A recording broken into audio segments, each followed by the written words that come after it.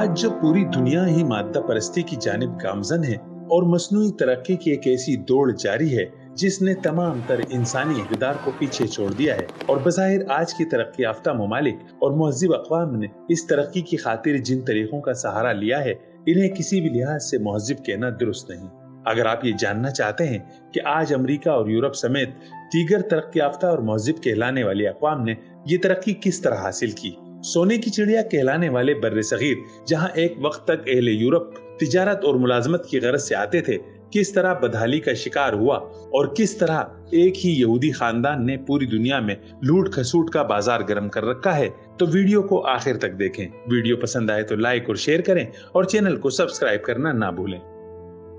बर्रे सगीर, जिसमें पाक और हिंद समेत मौजूदा बांग्लादेश भी शामिल था, हजारों साल से कारोबारी मंडी और तिजारती मरकज की हैसियत रखता था। यह खित्ता अपनी तरक्की और तहजीब और सकाफत में भी बेमिसाल था, मगर जो ही अंग्रेज इस खित्ते में दाखिल हुए तो लूट मार का वो बाजार गर्म किया जो आज तक थम न सका। 1707 तक दुनिया का अमीर तरीन कहलाने वाला खित्ता, जो पूरी दुनिया के जीडीपी का 25% पैदा कर रहा था, आज किस तरह दुनिया के गरीब तरीन खित्ते में तब्दील हो गया? इसका जवाब इंतहाई सादा है। जब अंग्रेजों ने यहाँ ईस्ट इंडिया कंपनी के तौर पर कदम जमाए तो उन्होंने इस खित्ते की हर शे पर हाथ साफ करना शुरू कर दिया। लूट मार और चोर बाजारी का एक ऐसा सिलसिला शुरू किया जो आज भी मुख्तलिफ शक्लों में जारी और सारी है, जिसका आगाज 1600 में रोथस्चाइल्ड के ब्रिटिश ईस्ट इंडिया कंपनी के तिजारती चार्टर से हुआ, जब मलका एलिजाबेथ अव्वल के अहद में हिंदुस्तान से उसे तिजारत का परवाना मिला।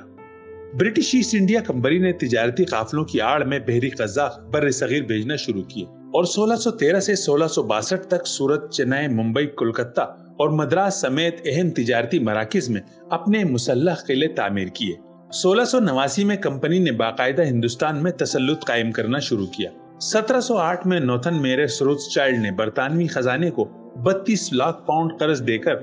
तिजारत के तमाम हुकूक खरीद लिए, और इसके बाद ही ईस्ट इंडिया कंपनी के बर्रे सगीर में अस्करी सरगर्मियों और कब्जे का आगाज हुआ। 1795 में फ्रांस के नीदरलैंड पर फतह के बाद नीदरलैंड के बड़े बैंकर लंदन मुंतकिल हुए और इस तरह मालियाती मरकज एम्स्टर्डम लंदन मुंतकिल हो गया। 1857 की जंग आजादी तक हिंदुस्तान में कंपनी का राज था और यहूदी रोथस्चाइल्ड फैमिली की ईस्ट इंडिया कंपनी सल्तनत में जम हो गई। इसके बाद हिंदुस्तान बराह रास्त बरतानिया के जेर तसल्लुत आ गया, जिसके बाद इस यहूदी खानदान ने इस वक्त के दुनिया के अमीर तरीन सूबे बंगाल की दौलत लूटने की साजिश तैयार की और इसके लिए खुराक के मसनूई कहत से लेकर ताउन जैसी वबा के फैलाव तक हर हरबा इस्तेमाल किया और यहाँ से बेशबहा कीमती हीरे जवाहरात और टनों सोना लंदन मुंतकिल किया। यहूदी रोथस्चाइल्ड की इस लूटमार और दौलत की मुंतकिली के बाद बैंक ऑफ इंग्लैंड का क़याम अमल में आया, जिसने इंग्लिस्तान को सुपर पावर बनने का मौका फराहम किया। यही नहीं बल्कि रिजर्व बैंक ऑफ अमेरिका का क़याम भी इसी खानदान की लूटी हुई दौलत से अमल में आया,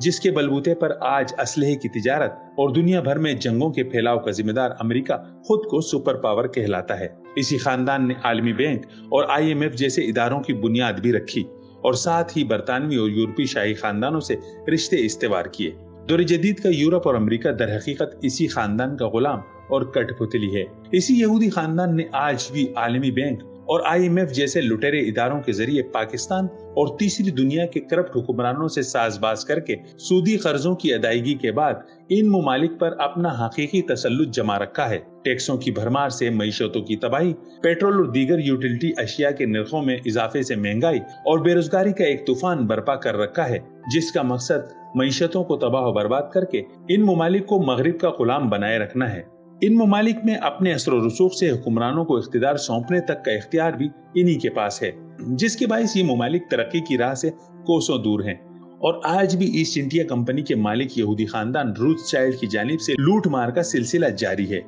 इसका सबूत बर्रे सगीर खुसूसन पाकिस्तान के अवाम का गुर्बत की लकीर से नीचे जिंदगी गुजारना, जबकि सियासतदानों और हुक्मरानों का IMF के कर्ज पर अय्याशी करना है। मौजूदा वजीर आजम इमरान खान की साबिका बीवी जमाइमा का ताल्लुक भी जर्मनी के गोल्डस्मिथ यहूदी खानदान से था, जिसके मरासिम और रिश्तेदारियां इसी रोथस्चाइल्ड खानदान से हैं, जो पहले ईस्ट इंडिया कंपनी और अब उसकी नई शक्ल IMF और वर्ल्ड बैंक की सूरत में मौजूद है, जिसके सूदी शिकंजे में फंसने के सबब मुल्क में आए रोज महंगाई में इजाफा होता है। पेट्रोल, गैस और बिजली के नर्ख आसमान की तरफ जा रहे हैं, जबकि गरीब के लिए 2 वक्त की रोटी कमाना मुश्किल हो गया है।